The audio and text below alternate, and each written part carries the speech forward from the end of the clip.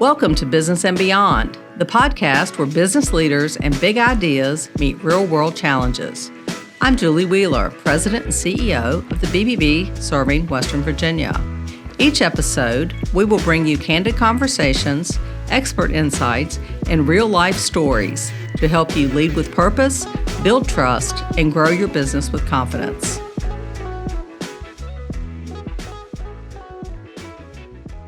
Hello, and thank you for joining us. I'm Julie Wheeler, President and CEO of the BBB serving Western Virginia.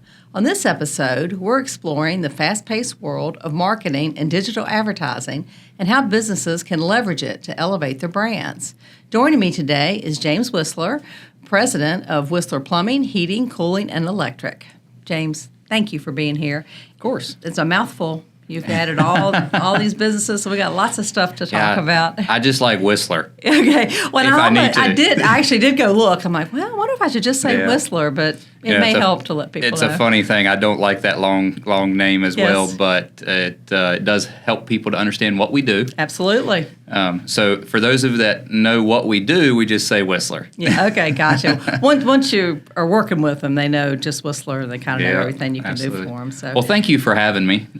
It's a pleasure being here. Well, we'll have lots of fun chatting today. Yes. So. Love marketing. Yeah, it's good stuff. That's right down your alley. Yes, it is. Yes. So, you've been a trusted family-owned business since 1986. Can you give us a little bit about the business and how it's evolved over those years? Sure. It's kind of funny. Just last Friday, we was working with, next year will be our 40th year.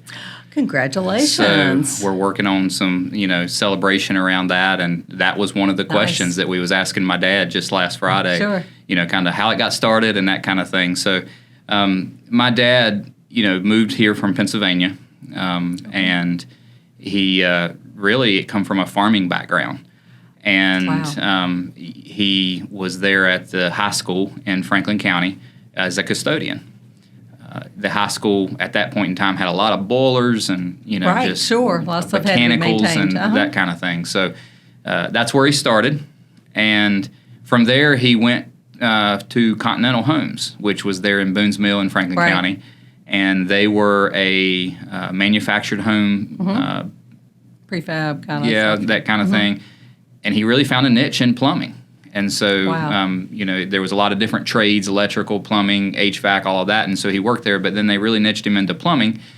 And that morphed into him going out on site to do the, underground plumbing and all of that. And that went on for several years. And then he said, hey, I want to do this myself. And I think a lot of that motivation was just to try to provide a better life for his family. And, right, sure. That's kind of how that started. So in the early days, it was really just plumbing. And over the years, we have really done a lot of different stuff. Some of it open, some of it closed. But today, obviously, residential, home service, HVAC, plumbing, and electric is really what we specialize in. Right, kind of a one-stop shop. Try to be. Yeah, yeah. Well, so what are some of the early challenges that your dad faced and that y'all faced as you were trying to establish it in the community? Yeah, I don't think that we would be absent from any of the normal challenges of a small business. I was born in '85. Business started in '86. So all of my life, it's what it's been. And so some of those earlier times, I guess I could remember, a lot of late nights, early mornings. Right. My mom was doing the bookwork. Dad was running service. Business. Yeah, it's just a family, very grassroots type thing. And those are the challenges, It's, didn't see Dad a lot until maybe Sunday or, and then Mom was stressed out over the books. And, I would say that as a tradesman, which I think most tradespeople can relate to it, is, there was a challenge with business acumen. Just, you could do the actual work, but how to run the business side of it was a little bit tougher. And so that was a challenge. And then, previous to the recording here, we was talking about staffing. And I think every year that I can ever remember, just staffing is, having enough people, having the right people, keeping those people happy and engaged. Yes. It's always a challenge with those. So I think early on they were probably a little more elusive than they are today. would better understand them anyway. Sure. Well, you know what you don't know, too. That's right. Which kind of is the first step. So. Yeah. Well, how do you feel like those values, those company values from those early years have continued to shape and be a part of who you are today? You know, when I think back of what we did have, you know, and has followed us through, yeah, there might have been a gap in business acumen, but it was not a gap in work ethic. Right. Customer service, quality orientation. Yep. Sure. Those were real things that we knew and we doubled down on them. Yes. And you know, I can remember being on service visits, you know, with my dad, and you know, we might make 5 trips just to get it right, but it was going to be right. And so I think even today, those are things that are still woven within our, you know, story that are super important to us today still. And have a whole lot to do with your success, I would add, because I think all those things are super key. Well, so how old were you when you were going out on jobs with your dad and handed him tools? I don't know if I can. I don't know legally if I can say that. Okay. I'll just say this: very you were young. Walking, right? Yes. Okay. At least you were out of diaper. There's some walking. pictures that I question and go, what was I doing? So yeah, it was pretty young, and you know, it was exciting for us. Right. You know, it was sure, it was an adventure. Yeah, absolutely. It was a great adventure. I can remember some of those early service calls. You know, I was just going and getting things for my dad, right? Sure. There's a couple things that I had to remember. First and foremost, if I wasn't quick enough, he would already have it figured out before I got back. Gotcha, okay. So there was a lot of running involved, and you had to move fast. And then the other thing is the pets were always bigger than I was.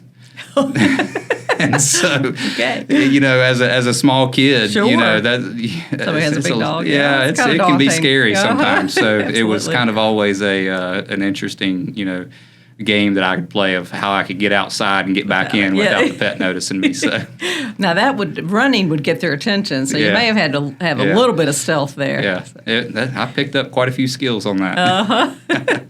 Well, most of us around here in our region are very familiar with the phrase that you close with, "Thanks, Dad." Sure. Can you give us a little bit of history on that, or how that came about? Yeah. So Brian and I bought the business from my dad in 2014, and we really ramped up our marketing efforts at that point in time. A big foundation to that was just, okay, what is our story? Who are we? You know, and what come of that, you know, fact-finding mission with some help outside was that we were very rooted in family values. You know, it was a second-generation business, and it just kind of come out one day. It's like, you know, thanks, Dad. Okay. As we was talking about how things happened, and it was just off the cuff. Right. And one of our brand managers was there, and he goes, "That's it. That's it." And so it just kind of took off. But what's really behind it? It has evolved over the years to really what is that meaning. And on our website, there's a whole page dedicated to Thanks, Dad. And the biggest portion of it is, you know, my dad's still around. He comes to the office every day. Doesn't have any management or ownership of the business, but really where that is that we're just thanking him for the opportunity, teaching us character, you know, the opportunity that we have, teaching us the trade, and just giving homage back to him, you know, as just thanks, Dad. And I think a lot of our community has related to that. Absolutely. It means something, and a lot of people attach to that. The second piece of it is we are a faith-based organization, and we look at our Heavenly Father, you know, in that light as well. And so if you look at our badge of Thanks, Dad, that's on our website, there's a cross in the background. And so it's kind of twofold meaning, but by and large, it's us just giving gratitude back to our father here, you know, Daniel. And he loves it, I think, for the most part, but it's pretty simple. Lots of people ask us if he's still living, or he is still around. It's just a simple message. Which is a blessing, yeah. That's wonderful. Well, so how have you taken what he built in his year? You said you've had it since 2014. Tell us how it's evolved since you and your brother took over the business. Yeah, you know, if I would go back to 2014, if I was to think, you know, would it have grown this much? Sure. I don't know that I could have charted that course.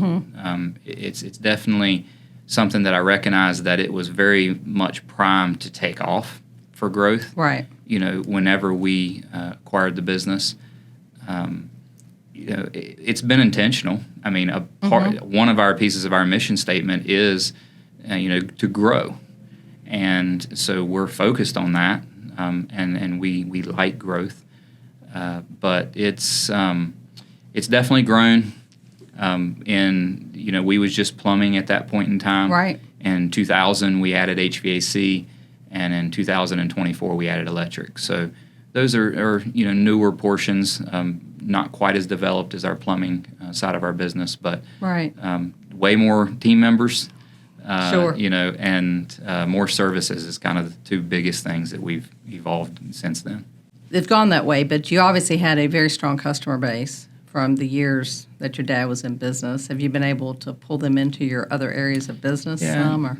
And that's definitely a big part of that strategy, right? Plumbing and HVAC and electric are all very different in the trade itself. However, the customers generally all have those three things. So that's a big part of us growing, and part of the strategy of how we've done that is just tapped into that customer base. We found that some customers have their provider and they want to stick with them for that particular trade, whereas there's some other customers that don't and are not loyal to someone, and so that can be a good thing. That if they like and trust us, then they can gain that service from us as well. Well, as you've picked up those other lines of business, how have you modified your marketing to make sure that people know what you have out there? That's a blessing and a curse, frankly. Yes. It's very good to be diversified. Yes. It's very good to have lots of products, but it's also very hard to talk about them all and share that message without focusing on one more than the other, and being able to just balance that message. And so that can be very difficult. And we have to be very intentional around the planning of that. Right. Making sure that we understand how many people are hearing certain things, and really map all of that out to make sure that the key things of our services that we want to be heard is getting the equal amount of love at the right times. Yeah. Because, HVAC is definitely seasonal. Sure.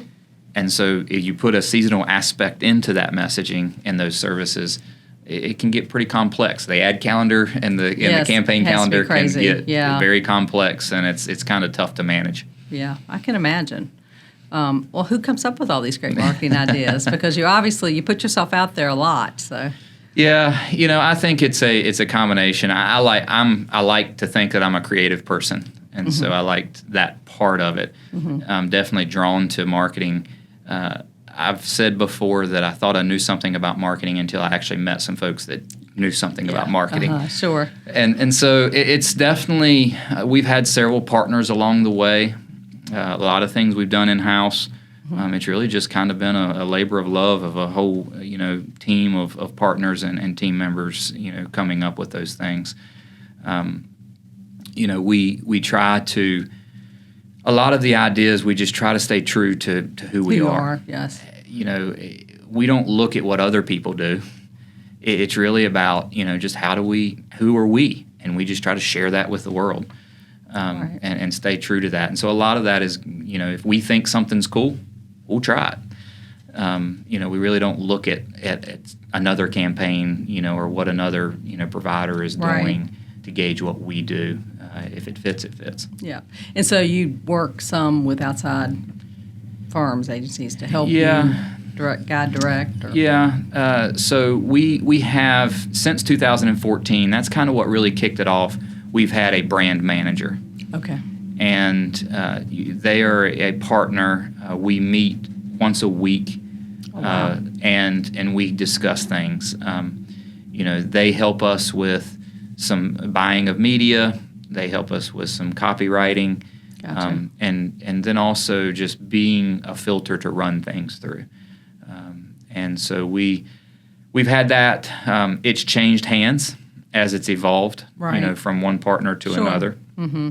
But definitely had outside help in most of those things. And that really become necessary when mass media come into part of the picture of our marketing. There's a lot of risk there, frankly. And as any marketing, you want it to have the highest ROI that you possibly can. Right. And so being intentional about how you buy it, how you write it, and, Yep. and how you use it is super important. Absolutely. Well, what do you find works best in our region, in your market area? We've had a lot of success with radio. Mm-hmm. It's been a very big campaign, and we continue to do that. I believe that radio has probably the highest ROI, just if done correctly. Right. As, the cost per person that you're speaking to can be very inexpensive.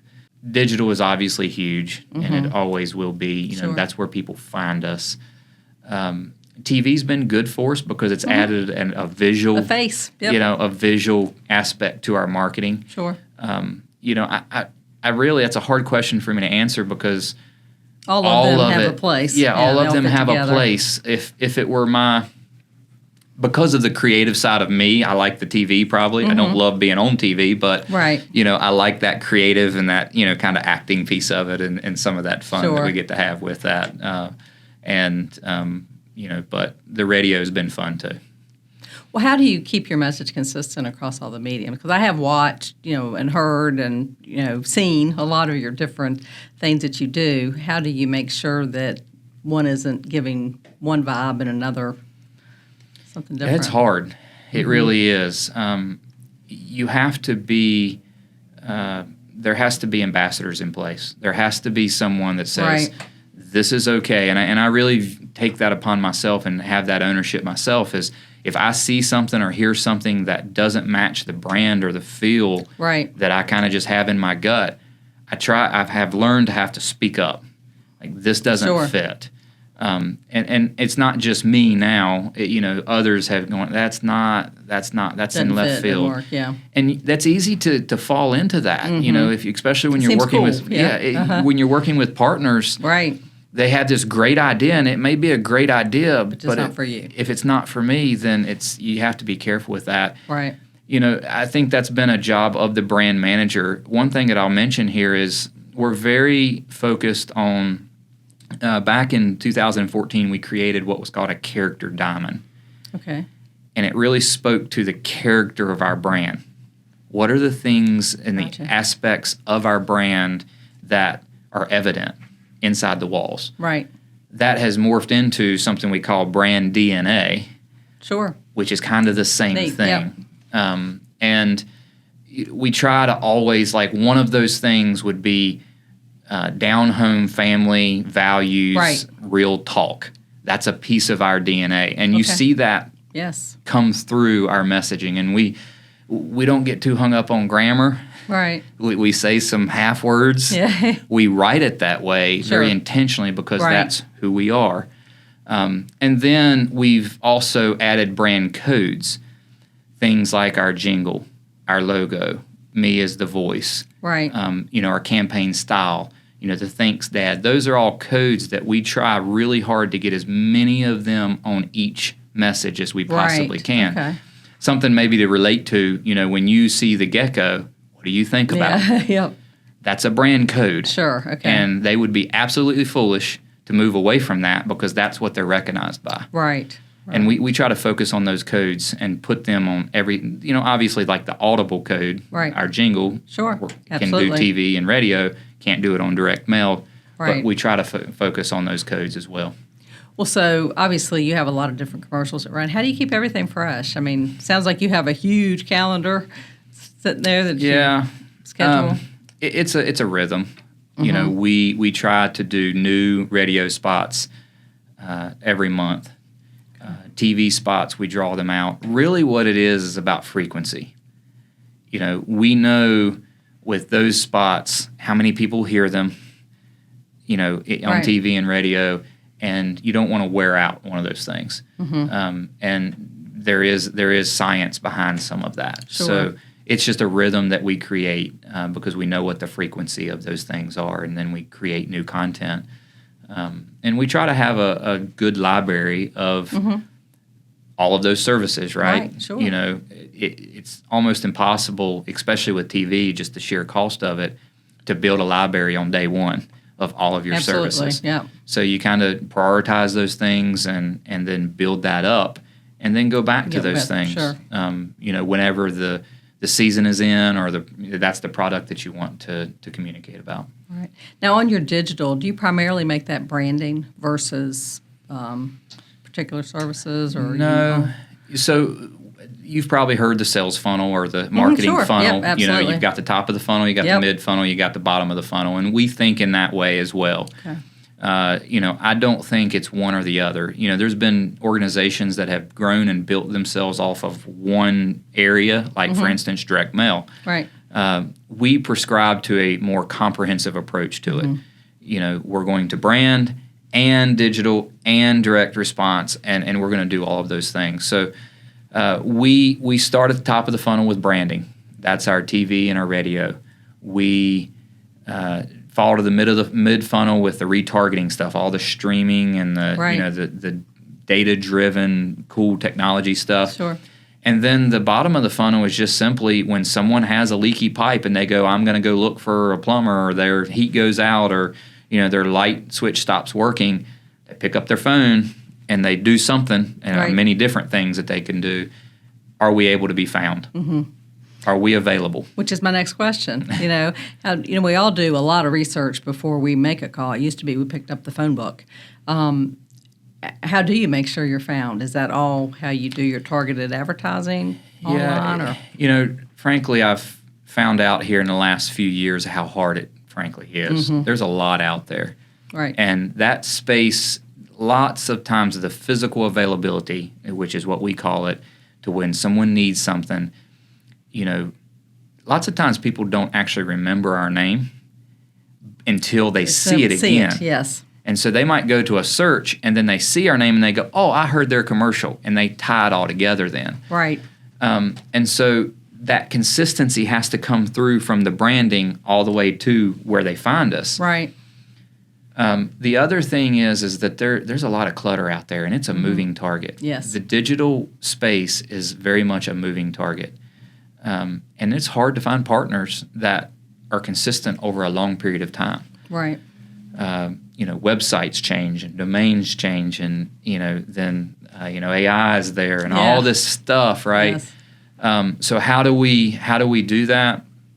I would say in the last 18 months, it's actually probably our biggest opportunity. Mm-hmm. We had some changes. If I was to go back, I probably would not do them. We did change our domain, which was a big deal. That's a really big deal.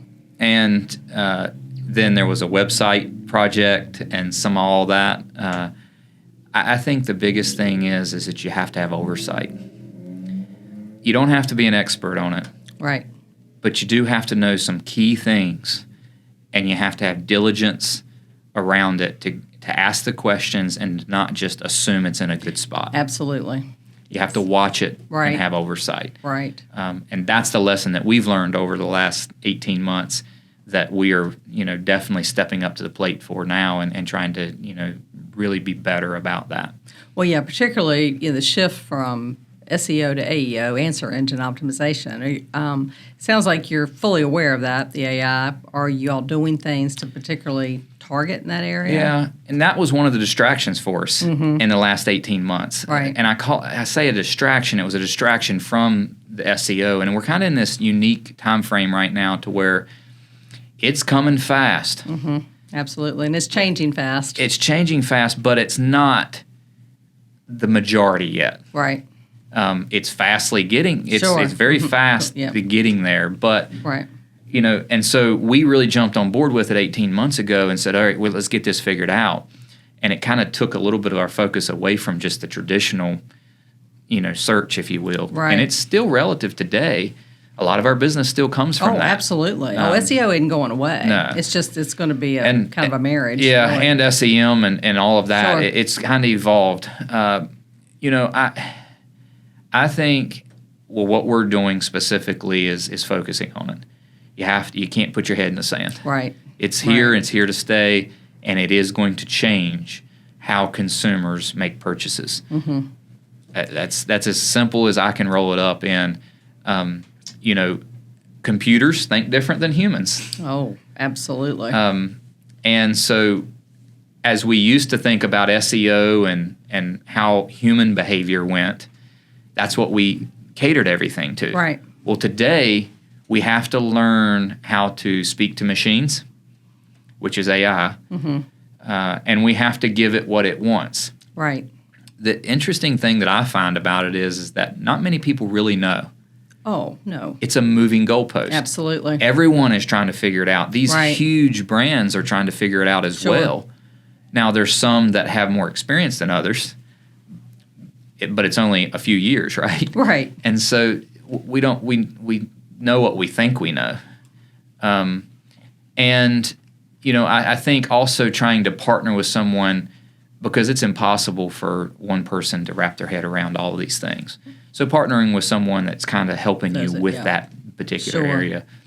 We have a specific website that is built for nothing but AI. I was going to ask you what you've done to your website, because everything I read says that's probably the most important thing you can do. There's literally an AI website built that's not public facing.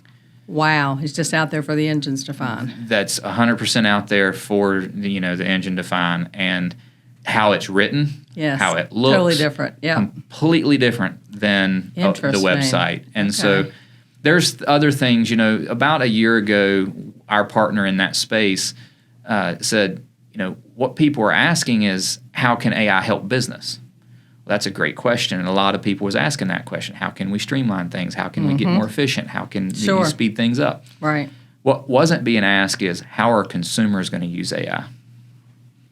Right. And I think that has a bigger impact. For instance, they're going to ask different questions. They're not going to say, HVAC company near me. No. Yeah. They're going to ask things like, who is the best? Right. Or, who has the longest tenured team members, or who there's more detail to those searches. More depth, And, price is also a piece of that. Very quickly, a consumer may ask, who's the cheapest, or who's the most valuable, or who has the most value. Or they will. I had a client here recently that literally posted a review that said, I asked ChatGPT this, and this is the answer. So it's very trusted, unfortunately. And and it isn't always accurate, no, unfortunately. It's not. And so what we have tried to do is feed accurate information to it, to try to make the searches that people are looking for to be accurate as much as possible. Because AI is out there and it's grabbing information. Absolutely. From anywhere it can find it. Yeah. But it doesn't really know if it's the right answer or not. It just throws it back to you. Right. So we're trying to feed it the right information, so that that can become more relevant to those searches. And accurate, hopefully. That's right. Yep. Yes. Yep. Well, so what do you do to get customer feedback? Do y'all ask before, after? It's a big part of our culture. Okay. And if you look on our reviews and those type of things, we spend a lot of time, in being intentional around this. And it goes all the way from asking for a review on every single service visit, every single transaction. Giving them options. They can post it with the Better Business Bureau. Sure. We have a link in that system that they can press that button and it goes right to you guys' website. They can go to Google. They can go to Facebook, and post those reviews wherever. We're very intentional with that. But some people don't want to go to those external sources. So we have a system that they can, leave a voice response. Right. They can just press a green, red, yellow smiley face. Sure. Mm-hmm. There's multiple ways, because one of our standards is that we value feedback. And we don't feel like that we can offer the service that we want. And then the other thing that I'll say is we take it all the way to weekly within our management team. That's a topic of conversation. What are our clients saying? Right. And we discuss that. And I think that works into us trying to stay in tune with, not that we're perfect and get it. We have more mistakes than I want to admit. But we stay tuned in to what people are saying and try to just stay attached to that.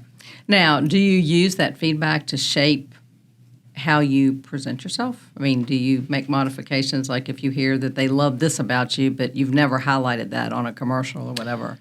That's a big piece of how we uncovered, our brand DNA. Okay. There's a item in marketing called channel alignment, and it's not. It sounds fancy. It's not really. It's just what you say. Does it actually happen? Gotcha. Yep. And I think that's the secret sauce in marketing. So many times we want to say what we want. Yeah, do what you say. Instead of just saying what actually is, right? Being real, when we communicate something out in a message, is that actually what happens? And that's where we got our brand DNA from. We looked at those responses, right. And people would say, our team was very thorough. Well, we messaged that. Gotcha. Our team, was friendly. We messaged that. And so that's we didn't come up and say, this is what we want to be. This is who we are, and we're just going to tell that story. Right. What kind of content do you find resonates most, whether it's on your website? Like, what gets the most hits and views? Do you put videos out there? Yeah. We're working on improving some of that social educational piece because I think that's very valuable to people. I think what is most successful for us now is just the simple grassroots. This is what it is. Yeah. People connect with that. Absolutely. It's to answer your question, some of our most visited pages on our website are what we call our city pages or our local pages. And it's call Wisler Roanoke or Gotcha. call Wisler Okay. Rocky Mount or call Wisler Botetourt. People want to hire local people. And right. I think that's they want to know who they're bringing into their home. And I think that resonates with our community. Right. Yeah, people do want local business. And that's sure why it's so important that those that are local get that word out there because not everybody's local anymore. No, they're not. Well, what advice would you offer to small business owners to help them what they need to think about with their marketing? You've obviously given a lot of great information. But is it know who you are?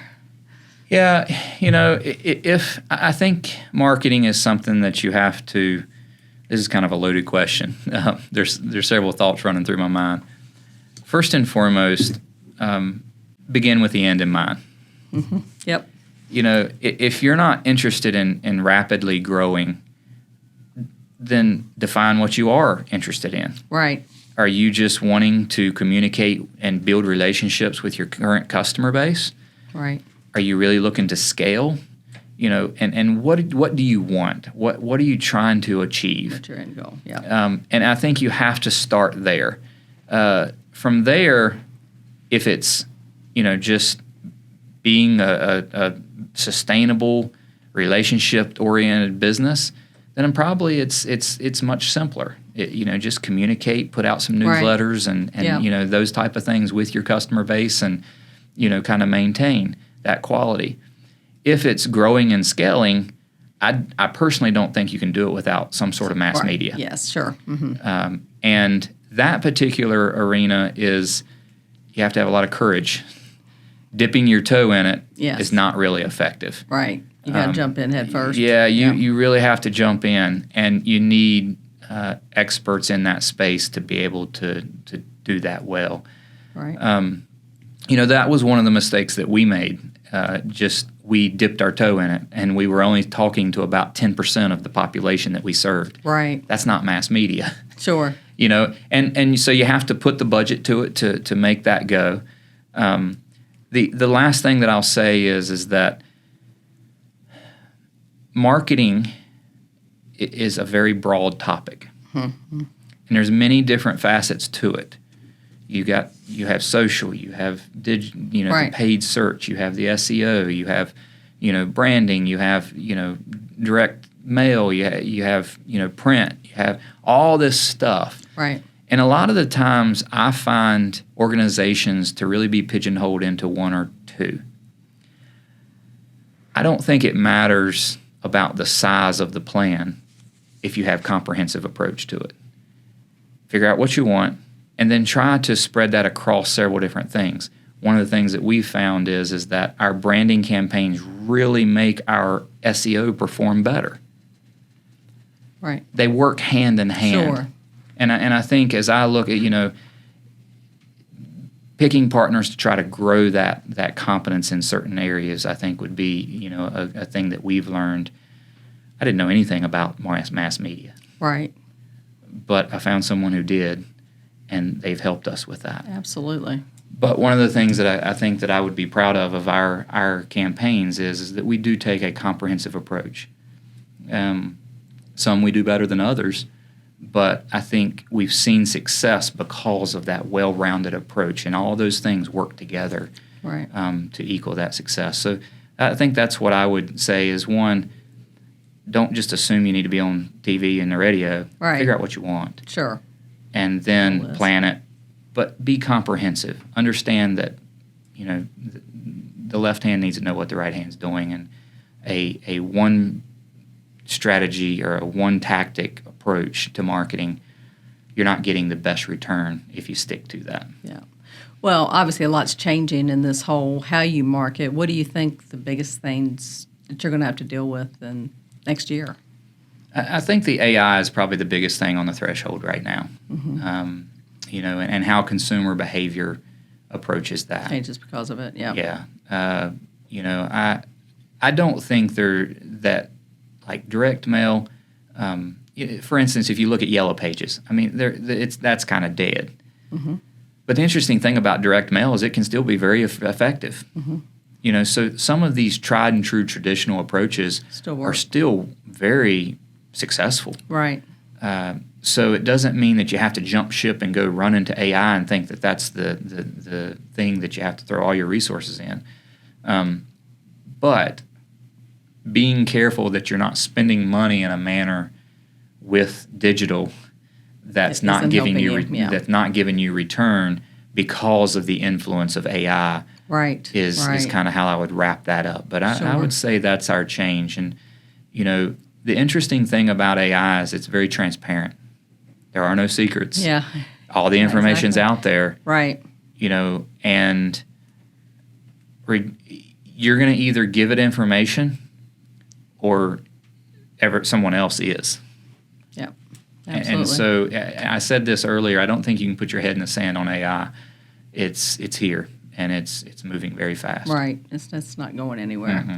We've talked a lot about you doing TV, but a question I didn't ask is, do you do anything on the streaming platforms for people that don't have traditional? We do. Okay. It's actually probably more than we actually do on broadcast. Oh, okay.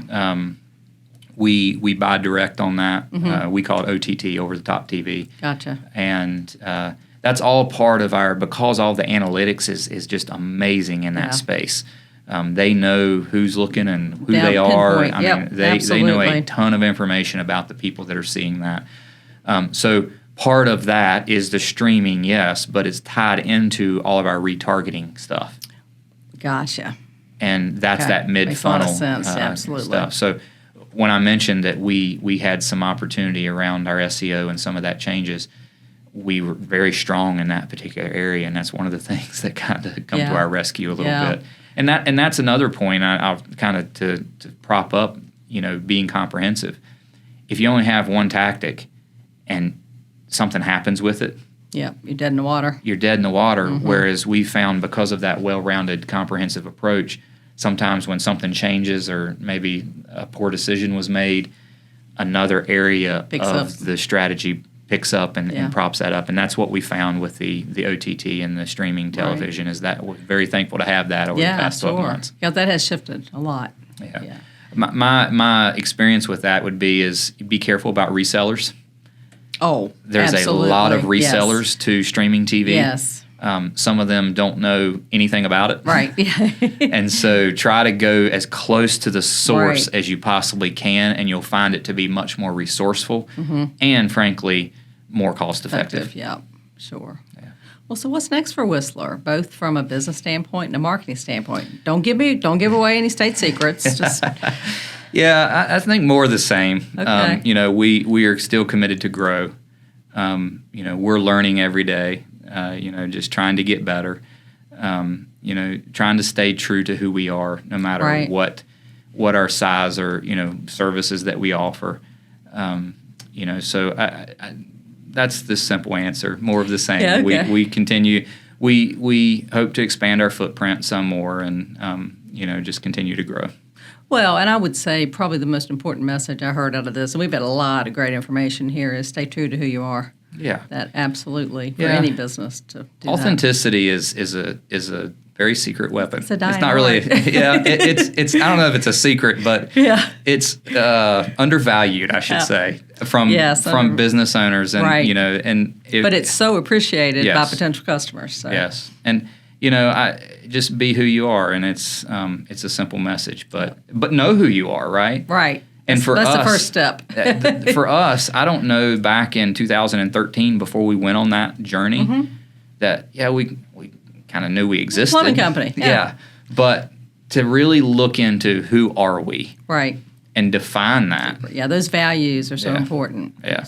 And we always had core values and those type of things, but defining, what our customers are saying and really what is our service and what makes us different. And, sometimes that can be eluding, but to the outside, for the people that know you and use services, it's very obvious. Yeah, absolutely. And they'll tell you. And it's good to know. I mean, it's good to ask and to hear it and know it, so not just assume. And I think being comfortable with that, right? Right. There's English is one of my most I don't not love your English. Favorite, yeah. Not my favorite. Okay. But that's who I am. Right. And being comfortable and you with own it. Yep, absolutely. One of our things about our whole Calvary versus Calvary thing, you just have to own it. Yeah. And, and be okay and be comfortable with it. Right. Don't, there's a significance in just saying who you are. Don't say who you want to be. Right. Absolutely. If you turn into that, then you have a message to share then. Another message. Yeah. But just be authentic. Yeah. That's good stuff. My father-in-law is at our house and watches the news with us every night, and he loves your commercials. So he's like, there's your buddy, there's your buddy, there's your buddy. And he always talks about your logo. I think I've told you that. The type of wrench it is a big topic. So it definitely makes an impact. So it's been a lot of fun. It sure has. Yeah. Thank you. You're welcome. Thank you. Well, so that's it for this episode of Business and Beyond. Thank you for listening. And James, again, thank you so much for sharing. You've got such a wealth of information. If you enjoyed this conversation, be sure to subscribe so you never miss an episode. We also would love to keep this conversation going, so connect with us on social media and share your ideas for future topics or guests. And until next time, keep building with integrity, leading with trust, and taking your business beyond expectations, the BBB way.